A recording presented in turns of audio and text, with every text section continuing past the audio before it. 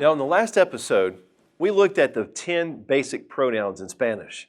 I'm going to put those up right here again on the chart. One line down and 2 lines across. Now remember, just as a reminder, last episode we talked about that chart is a visual reminder for you. It will help you one day when you're in Honduras or Guatemala and you're speaking Spanish and you're trying to think of that conjugation. You can use your chart and it will help you put things together. So we're going to put the pronouns on the chart again that we learned during the last episode. First of all, we learned yo. And as you remember, yo means I.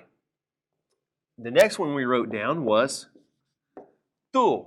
T-U with an accent on the U. Remember, you got to write that accent or it changes the word's meaning. Okay, now tú, as you remember, we were talking about that's you, but that's when you know someone well and your friends or your family with them, and not an extra respect is needed. So just somebody you know, casually or informally. Now down in this bottom left box, we drew 3 different pronouns, and the first one was él, which means he. Now remember, that's E-L with an accent over the E, because again, it will change the meaning of the word to thee if you don't put that accent. Now below él, we wrote ella, which means she. And there's a good reminder from last episode about that double L. We make it a y sound instead of a l sound. It's ella, okay? And then finally we put usted. Now, if you remember last time we were talking about usted means the same thing as tú. Tú and usted both mean you if you're talking to one person that you know. Now, usted just adds a little more respect to the conversation. Using the usted form is almost like saying ma'am or sir in English. It just puts that extra stamp of respect. So if you're speaking to someone older than you or you feel deserves that respect, make sure you say usted instead of tú. They'll appreciate it. And then over on the right side, we learned 5 more. These are all plural. Remember, everybody on this side is more than one person. This is the plural side. So nosotros is up in the top right, and that means we. Now notice again, as a quick reminder from last time, yo and nosotros, those are in the first person blocks. Now, first person always includes me. Now, over here, it's just me by myself, and over here, it's me and other people, because this is the plural side. Now, in the middle, we're going to put vosotros. Just like nosotros, but we changed that first letter. And remember, that V sound is almost like a light B, so you say vosotros instead of vosotros, like we like to do in English. Now, on the bottom right side, we put 3 more, and those were ellos with that double L, and that means they. And we also put ellas, which also means they. But remember, the difference is ellas is the girl version. If you're saying they, and you're talking about just girls, you would want to say ellas instead of ellos. But if you're talking about boys and girls mixed or just boys, say ellos.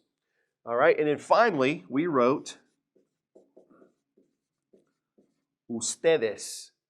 Now remember, ustedes is just like vosotros. They both mean you, plural. If you're speaking to a group of people and you want to say you, it's kind of like you all in English. But now remember, the difference is vosotros is pretty much a Spain word. You're not going to hear vosotros used in Mexico, for example. They might say, did you say nosotros? And you might be trying to say vosotros and they don't understand you. So vosotros is really a Spain word. Now, what you're going to find, again, in Central America, South America, some people will use a shortened version called vos. And that's pretty common. I know I've heard it many times in Bolivia. I've heard it in Peru as well. I've even heard it in Guatemala and Central America. So people will use vos, but later on we'll get into the conjugations of verbs that go with those. Sometimes those are a little different depending on the country you're in.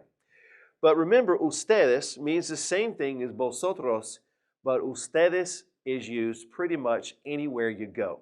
If you go to a Spanish-speaking country, you're always safe to say ustedes, and they're going to understand you with that. Okay, so that was a quick review of the 10 basic pronouns in Spanish. And now this is where some of the magic starts to happen. We're going to learn a verb today. Now, I'm going to teach you this verb on the chart again. I'm going to draw another chart over here in just a minute. Now, I told you that this was an organizer to help you match up things that go together. And you're going to see what I'm talking about today. Now, the verb we're going to learn today, and I'm going to put it right up here, is ser. That's a verb that means to be in Spanish. Now, ser means to be, and if I wanted to say I would like to be a teacher one day, I could say ser. That would work just fine to say to be. Remember that ser means literally to be. Now, where we run into problems is this. Ser means literally to be. But what if I wanted to say I am a teacher? I couldn't use ser because if I said yo ser, that would mean I to be, and that really wouldn't make sense, would it? So what we have to do is we have to make some changes. We do this all the time in English. So don't feel like I'm going to confuse you here because we do this all the time in English. For example, if I say I want to be a teacher, but I say she is a teacher, or I am a teacher, or you are a teacher, or we are teachers, all we're doing is changing the word to be to is, am, or are. The same thing in Spanish. We can't say yo ser and expect that to mean I am. That wouldn't make sense because it means I to be. And we can't say nosotros ser because that would mean we to be, and that wouldn't make sense either. So the question now is, how do you say those is, ams, and ares in Spanish?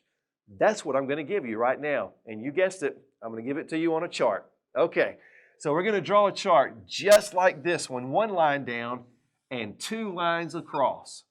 Now this is where it gets exciting because once we learn this, we're going to start giving you some words to describe people, and we're going to start speaking Spanish in a few minutes and actually start having some conversation.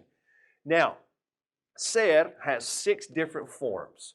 In those 6 different forms, I'm going to put in these 6 different boxes just like I did here. Now, up here in the right-hand corner, I'm going to write S-O-Y, and that is pronounced soy. Now, in this middle box here, I'm going to write eres, and that is spelled E-R-E-S. In the bottom left box, before we wrote 3 words. Now we're only going to write 1, okay? And that word is es. So far we have 3 words: soy, eres, and es. Now on this side, our plural side, we're going to write 3 more as well. Up in the top right, we're going to write somos. And in the middle, we're going to put, and this one's kind of weird for people in Central America, sois. And in the bottom right side, we're going to put son. So here are 6 forms of the verb ser. Let's say them together after me. Soy, eres, es, somos, sois, and son. Now, I encourage you, just like you learned the 10 pronouns, yo, tú, él, ella, usted, nosotros, vosotros, ellos, ellas, ustedes. I now encourage you to learn these 6 verb forms: soy, eres, es, somos, sois, son. Now, any chance you get while you're riding in the car or when you're sitting at dinner or watching TV, be running those in your mind. Soy, eres, es, somos, sois, son. And yo, tú, él, ella, usted, nosotros, vosotros, ellos, ellas, ustedes. The more solid you can get on those and the more you know them without thinking about it, you're going to find that your Spanish conversation later is going to go much more smoothly. Now, we've got 2 charts here. Now it's time to put them together. What does all this mean? Well, I told you before, this is going to be a visual organizer for you. Now, up in the top left-hand corner, we have the word yo. Again, I told you that meant I. So, how in Spanish would I say I am? Well, it's real easy. Watch this. This visual organizer now starts to make sense because look where yo is on the chart up here. It's in the top left-hand corner, isn't it? Now, look at ser and its forms. Which form is in the top left-hand corner? Right, soy. So, how would I say I am in Spanish? It's that easy. Yo soy. That means I am. Now, the fun part is a lot of times you can just say soy, and it makes perfect sense in Spanish. You can just say soy, and they know that means I am. That's something you can't do in English, but you can in Spanish. Now, over here, if I wanted to say you are, and I'm talking to someone I know, like you are a good student, I could say tú, and you guessed it, which form would we use? Well, middle left box here. This verb form's in the middle left box there. So you are is tú eres. Now, the fun part is the reason we put these three there together in the last episode was because they use the same tools. These three pronouns use the same tools. They always use the same verb conjugations. They use everything the same. And you might have been saying, well, if usted and tú both mean you, why don't we put them in the same box? Wouldn't that make sense? It would. It'd be easy if we could. But we can't do that because usted doesn't use any of the same parts as tú. He has to use their stuff. So what I mean by that is, how do you say he is? Where's he? Is él. It's in the bottom left hand of the chart. Over here, es. So he is él es. She is, same thing, bottom left chart. This form is in the bottom left of the chart. So she is ella es. Now, if I wanted to say you are, but I want to say it in a respectful way to someone, I want to put that little extra stamp of respect, like saying ma'am or sir almost, then I want to use the usted form. Well, how would I say you are? I would say usted es. See, all three of these use es. That's why usted hangs out down here, because he uses the same stuff. Okay, so I hope this is all coming together now and making sense to you. Now let's look at the plural side. We are, well, we is in the top right-hand corner of the chart. The form of ser that's up here is somos. So we are in Spanish is nosotros somos. And again, you could just say somos if you wanted to. Now, you plural, we're talking in a plural way. You are, speaking to a group. Vosotros is here. Sois is there in the same block. So you are is vosotros sois. And then we get to finally the bottom right-hand corner of the chart. We have the two forms of they, ellos and ellas.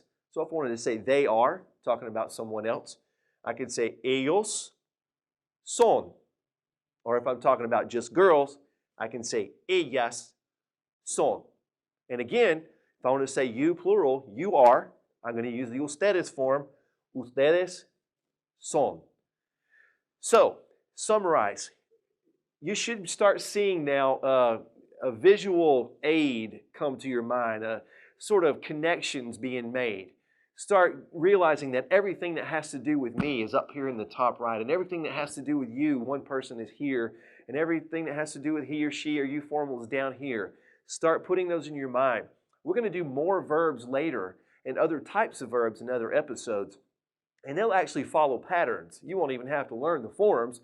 You'll just learn the pattern, and then you'll have them all down. So the easy part's still coming. Now, so let's go over the forms of ser one more time. Say them after me. Soy, eres, es, somos, sois, and son. Now let's put them all together and start making some phrases, pronouns and verbs. I am. Let's say it after me. Yo soy. You are. Tú eres. He is. Él es. She is. Ella es. You, in a respectful way, you are. Usted es. We are. Nosotros somos. You, plural, you are. Vosotros sois. They are. Ellos son. They are, the girl version, ellas son. And again, you plural, you are. Ustedes son. Okay, guys, I know you're doing great. Now, with that being said, we're ready to start looking at some description words. We're going to be able to take pronouns and ser, and we're going to be able to put them with description words, and we're going to be able to actually start talking and describing people. So let's now get into some description words. Okay, here's some common description words you might want to use when you're talking about people or describing someone you know. First of all, tall and short. Tall is alto in Spanish. Think about altitude, alto. And short is bajo. Now, you'll find a few different words. Mexico and Guatemala like to use chaparro also. So, and some other places will use that word for short as well. But they'll know what you're talking about. Now, some other words describing the color of someone's hair. Dark hair or brunette would be moreno. A blonde would be rubio. And redhead, pelirrojo. Some other description words you might want to use in describing someone's physical appearance. Pretty is bonito. You can also say lindo. And skinny, fat. Skinny would be flaco. And fat, heavier, gordo. So those are some ways that we can describe someone's physical appearance. But now we can also describe their personality traits. Like funny, you could say cómico. Some places might even use the word gracioso to say funny as well.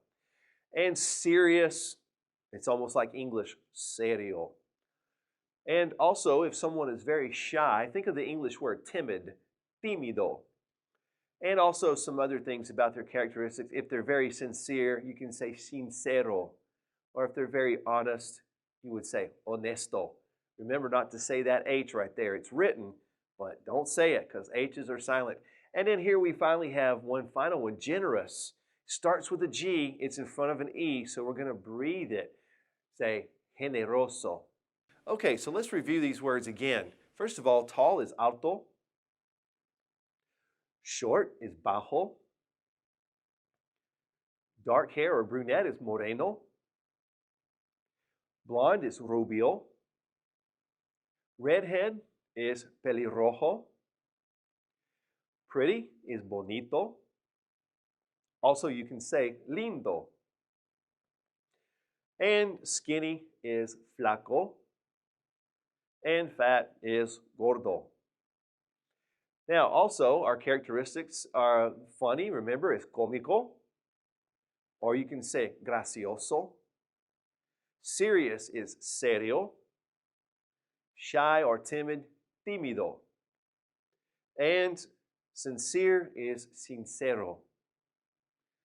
And finally, honest, honesto. And generous, generoso. Now, work on those description words and get ready to start using them in conversation. Now, let's start putting these together. Now, the first thing I want to tell you about grammar in Spanish is that the endings of the words can change sometimes depending if you're talking about a boy or a girl. And we do call this concept gender in Spanish. So if you're speaking about a boy and you say he is tall, we can simply say él, there's that word he again, él es alto. He is tall. It's that simple. It's just like English. But now, if you want to say she is tall, we have to change it just a little bit. So we're going to say she, which is ella, es. Now for girls, we're going to change that O to an A. So it would be ella es alta. Look at some of your other words you wrote down in your cuaderno. And let's talk about hair color, for example. How would you say he is dark-haired? Okay. Él es moreno. How would you say she is brunette? You got it. Ella es morena. How would you say I am blonde? You're getting it. If you're a guy, you're going to say yo soy rubio. If you're a girl, you're going to say yo soy rubia. Okay, how would we say he is serious? Good. Él es serio. Now, try a few more. I think you're getting the hang of it. How would you say she is shy? Ella es tímida. Make sure you end it with an A when you're talking about a girl. And finally, how would you say you, using the tú form, you are generous? And let's assume that you're talking to a girl. Tú eres generosa. I think you're getting the hang of it. Let's look at a few more things that you might want to know about putting these sentences together. Now, we change adjectives for gender. Like we just said, the O's will change to A's if you're talking about girls. But now, we have to talk about the plurals because in Spanish, we do something that we don't really do in English. We put S's on the adjectives if it's plural as well. In other words, those adjectives have to match the nouns that they're talking about. So, let's do an example. If I were going to say, they are serious, and I'm talking about boys and girls mixed. Okay, I could say ellos. Do you remember how to say they are? Ellos son. Very good. So ellos son. But now if I was going to say they are honest, I would have to say ellos son honesto, but I have to add an S on it. They are honest, honestos, with an S on it. In Spanish, we have to match up our adjectives with the pronouns we're talking about. So let me get you to try a couple in your cuaderno really quick. So get your lápiz or your pluma. So how would we say, we are funny? Okay. Nosotros somos cómicos. We have to put an S on there. Now, let's do one more, and let's talk about girls this time, just to put it all together. Let's say they are pretty, and we're talking about girls. Try it. Okay. Ellas son. Now, you can use either bonita or linda, either one. We'll use bonita. Okay, first of all, we got to put an A on it because we're talking about girls. And because it's plural, what are we going to do? We're going to put an S on it, okay? So, ellas son bonitas. Now that you've got description words and you have all these forms of ser, you're ready to start trying to put your own sentences together. Now, I encourage you, over the next several days, anytime you get a free moment, what you need to do is take those description words, take the forms of ser, take the pronouns, write a list of, say, 5 to 10 sentences in English, and see if you can put them into Spanish. I know you can do it, but just remember, if it's a girl, put the A, change it to an A, and if it's more than one person, make sure you put that S on the adjectives as well because it has to match. Start studying those pronouns again and start going over those forms of ser and those description words, and pick out somebody, find somebody you know that speaks Spanish and start trying out your description words on them. And I promise you, the more you make yourself speak Spanish, the easier it's going to get.